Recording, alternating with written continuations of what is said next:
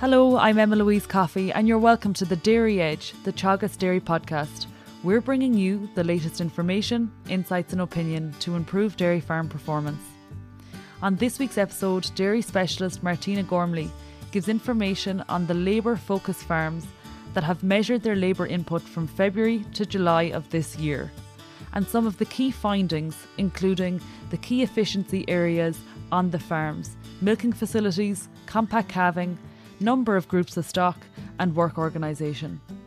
And I first asked Martina about the reason behind the weekly updates.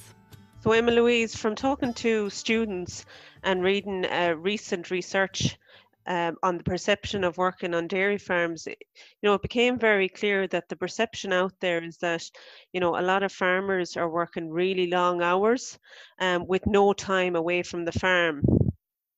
Now, this perception, can have a serious consequences in terms of the future of the dairy sector. So, from my own point of view, from working with a large number of farmers over the last few years in Teagasc, I can see a big change on many farms in terms of having, a very good work-life balance. And so, I wanted to show what is happening on some of these farms. And Martina, there were 6 farmers included in this weekly update. How were these farms selected? So the 6 farmers were selected pretty much in terms of their attitude to labour efficiency and, creating a business that lends itself to a good work-life balance. So really it was the farmers were selected on their attitude. And talk through the method used to measure labour. Like, how did they account for their time? Okay, so look, we wanted to keep this fairly straightforward and simple. So there was a timesheet given to the 6 farmers at the beginning, and each week each farmer recorded their own hours, excluding their breaks, and family and non-family help, again excluding breaks. They were also asked to record their milking start times, particularly in the evening, and to note whether the contractor had been on the farm in that week. So then each week we had a call, probably around 30 minutes, where I would capture the data from the timesheets and just, I suppose, discuss a little bit more in terms of how the week went and, what tasks that the farmer would have carried out in that week. And some information, Martina, in relation to those farms, like average herd size, geography, where are they located in the country? Okay, so the farmers range from 60 cows up to 145 cows. So on average, you're probably looking at around 120 cows for the 6 farmers. And they were located, so we had a farmer in Meath, we had a farmer in Galway, Cork, Kerry and Waterford. So a huge, I suppose, scope. We're capturing a lot of the country there. The 6 main co-ops were captured there. When we look then to labour efficiency, what KPIs were identified throughout this study? So really, Emma-Louise, there's 3 KPIs from a labour efficiency point of view that we would focus on. The first one being hours per week. Okay, so it's up to every farmer, I suppose, to record or to set their own target in terms of where they would like to be. And it's quite common that a farmer would set the target to be kind of 45 to 50 hours per week of work. So that's the first one. The second KPI would be hours per cow. So this is the total hours on the farm. So that would include the farmer, family or non-family help, and the contractor. Okay, so add up your total hours and divide it into your cow number, which would give you, hours per cow figure. The target out there, or I suppose the most efficient farms from Justine Deming's study, would show to be around the 22 hours per cow. So that's the kind of the target there. And the third KPI then is in terms of, I suppose, the number of times that the farmer would take time away from the farm. So maybe it's a half day or a full day or holidays or so on and so forth. That's another really good indicator. It's easy to capture in terms of, can the farm run efficiently with the farm owner not being there? And looking to the 6 months that you've analysed, how did the farmers perform? Okay, so we've broken it up so far into spring and summer. So in terms of hours per week for spring, excluding one of the farmers, I should note, is a once a day milking herd. So his hours are much lower than the rest of the farmers in the group. So excluding that farmer, the twice a day farmers, their hours for the spring averaged at 57 hours. Okay. And again, for summer, their hours averaged at 50 hours. So when you combine the both for the 6 month period from, we'll say, the 1st of February to the end of July, that's 53 hours per week that the farmer worked. And I know that, from talking to a lot of people out there, the perception would be that farmers, particularly in the springtime, would be working, anything from 80 to 100 hours. Okay, so this certainly wasn't the case for these farmers. Then in terms of the second KPI that we discussed, the hours per cow, again, when we look at the 6 months, the farmers averaged out at 16 hours per cow. And Martina, how does this compare to other studies? So the number of hours worked, say in the springtime at 57 hours, how does that compare to what we've seen in the past? Yeah, so if we compare this to a recent study there with Conor Hogan and Marion Beecher last year, where they would have recorded hours for a large number of farms from, again, the same period as we're talking about now, February to the end of July. These farmers would compare very favorably to the, I suppose, the most efficient farmers on that study. So if we look at the hours per cow from that study, again, very similar for the spring. You were looking at kind of around 55 hours, and for the summertime, just under 50 hours per week for the most efficient farmers on average. And in terms then of hours per cow, for that study, the average was 18 hours per cow. Okay, but that study included the contractor. Okay, whereas the update with these farmers isn't including the contractor. So look, all in all, I'd say it would be pretty similar. That perception is there, Martina. We're working, dairy farmers in the spring are working 80 to 100 hours, and sometimes, you're talking 100 hours plus.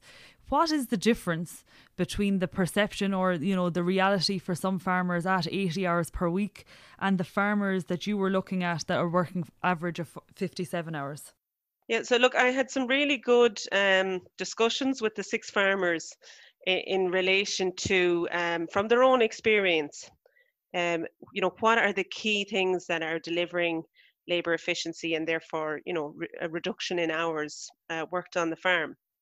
So looking back over, from February to the end of July, um, the common trends among the 6 farmers would be, firstly, the milking practice. So what they would have discussed there would be the parlour. Okay, so in terms of the number of rows of cows being milked. Now, all 6 farmers said in the past that they would have been milking a lot more rows than the target of, we'll say, 8 or less. But now most of them are at a stage where they're at that target that they want of 8 or less rows, and they were saying that this has a massive impact from a time point of view, because you're milking, over 300 days a year, twice a day. So it really adds up. The other thing, again, in connection to milking, which was a really big one for the farmers, was having a set finish time. Okay, so they all had a set morning milking, but particularly the evening milking time, that they found that was really key to put structure on the day. And also, I think they felt that, time expands to fill the day when you don't have a set time for your milking, that you end up yourself being quite inefficient. The second one that came from the farmers was a compact calving, and calving at a time where the cows can go to grass. So that was another big one for them, that really they felt the target of 80% plus calving in 6 weeks that have really set up the farm for the rest of the year, particularly from May to January. And that the farmer really reaped, I suppose, the rewards and the time off the farm because of the intensifying the calving in spring. Now, they also noted, I suppose, that none of them had everything in place in terms of infrastructure, farmyard infrastructure, when they hit their own, target of 80% plus for 6 weeks. But they found that planning and having extra people on the farm was critical to overcome any, I suppose, inefficiencies in terms of lack of facilities or that. And within a few years, they, got their farmyards up to speed in terms of what they need, and they're quite in a good place today. The third area that the farmers felt very strong in terms of labour efficiency was the number of groups of stock on the farm. So starting off, in springtime, I suppose, with the selling calves early and having a very good relationship with the calf buyer, that is absolutely crucial to make that work. And secondly, then from past experience, where some of the farmers would have been calving, over 2 seasons, they now felt, that having one calving season, maybe perhaps contract rearing, has really helped in terms of reducing the number of stock on the farm and reducing the workload. And the last area, Emma-Louise, that the farmers found to reduce the hours worked on the farm was in the area of kind of work organization and machinery usage.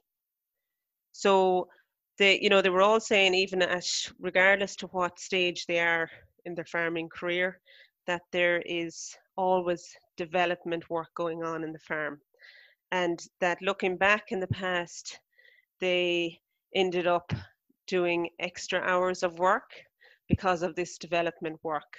And really, after a good discussion with them, some of them said, we were only a hindrance, we were only in the way really of the builder or the contractor, so on and so forth.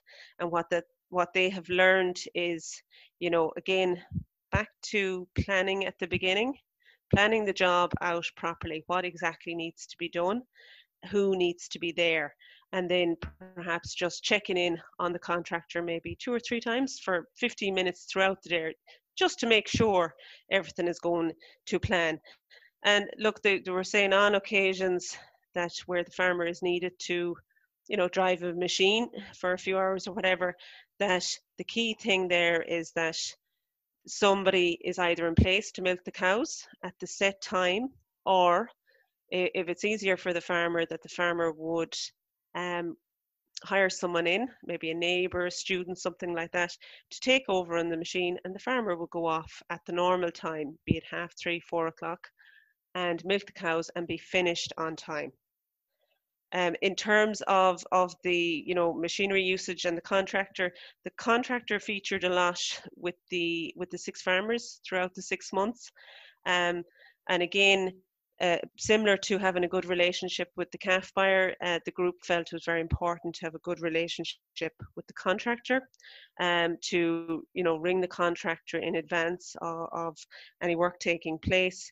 And again, in times where the contractor is very busy and can't come, now and again when you'd like, that they felt, they all had a certain level of machinery themselves, which was important, and that they had no problem in getting somebody else to drive that machine to, maybe blanket spread fertilizer or whatever it would may be. But what it meant, it was the farmer was not taking on additional work and then, maybe losing focus on milking the cows or grassland management and losing out somewhere else. So Emma-Louise, that's the 4 key practices that the 6 farmers felt really help from a labour efficiency point of view and reducing hours of work. And just to delve into that a little bit more, Martina, you mentioned the parlour facilities and, the number of rows being milked. And you've, I suppose, spelled it out for us, and we can't underestimate it. You're going to be milking for at least 300 days in the year, and on a twice a day farm, this is a task that will need to be done twice a day. Looking to the facilities, what did you see on those 6 farms? So in terms of the milking facilities, the average for the group was 8 rows of cows that was going through the parlour. And the farmers did use some technologies, like for example, the automatic calf feeder was on one of the farmers' farms. But really, having the discussion with the farmers, what they felt was, the parlour didn't need to be a high spec parlour. A basic parlour would do, from a labour efficiency point of view, would work very well. But the key thing was the number of rows. So again, it was something that throughout the last number of years, the farmers have worked very hard to be in a position to borrow for a good milking parlour that accommodates for the number of cows and reduces the number of rows. And again, as I said earlier on, all the 6 farmers admitted that they didn't have a cubicle per cow, or the ideal number of calving pins and so on and so forth, but they always put a plan around it.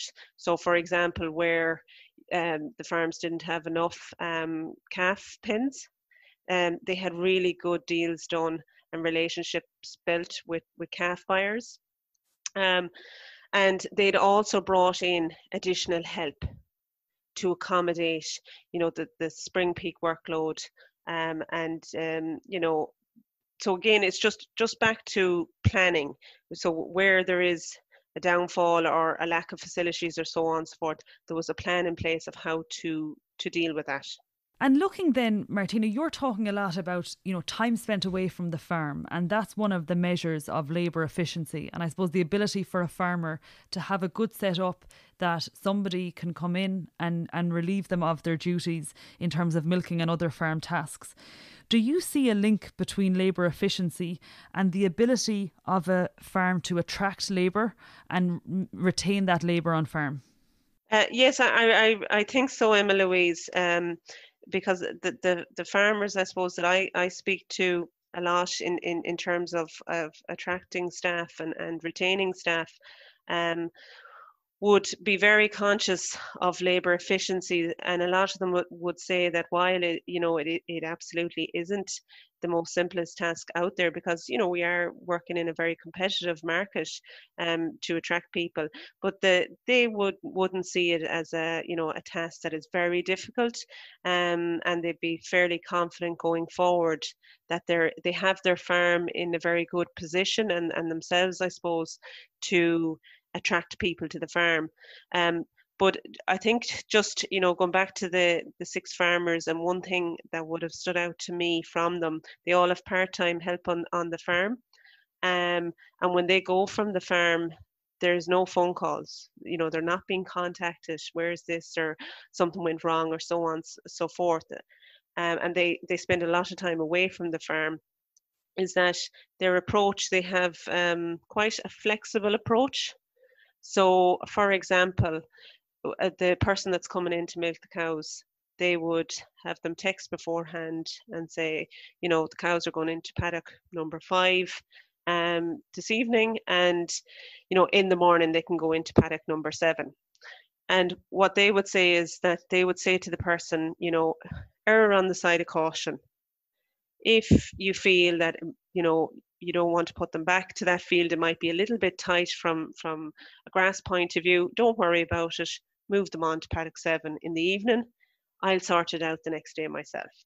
So they have that flexible approach, and it makes then the person that's coming in milking, they're at ease. They're not worried that, oh no, am I wrong? Am I right? Am I going to be, given out to because I made the wrong call in relation to the grass? And what it means for the farmer, because they have set the boundaries that, look, err on the side of caution, the cow has to be fed, don't worry if you leave too much behind.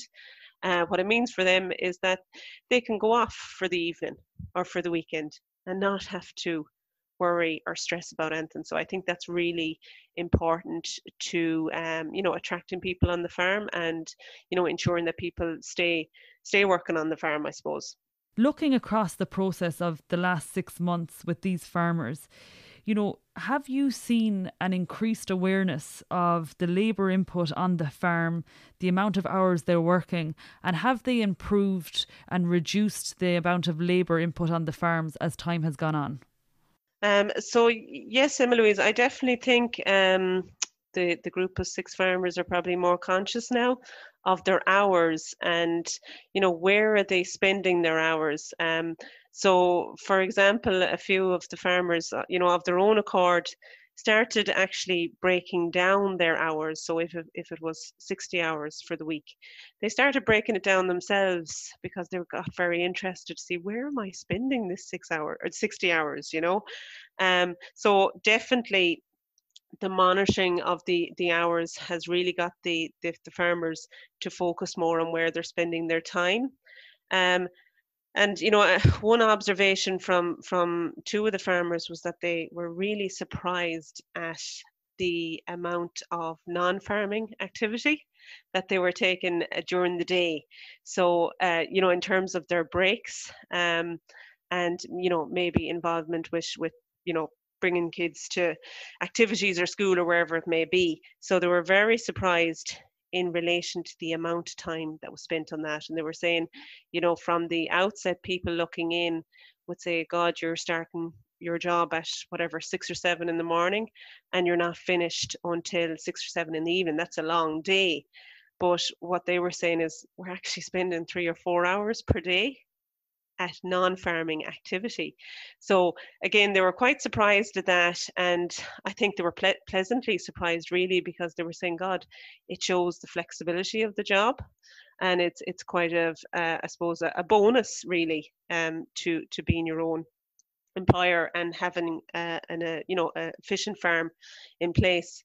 To finish up, Martina, for dairy farmers who want to get a handle of the hours worked, whether it's on a weekly basis or it's across the seasons, can you give us 1 or 2 tips that you would have to start that process? Should it be a measure across the 12 months of the year, or could you do it maybe a week, a month? I think to start off, Emma-Louise, particularly for maybe the first year, to capture the baseline data, I think it would be a good practice to record your data like these 6 farmers every week.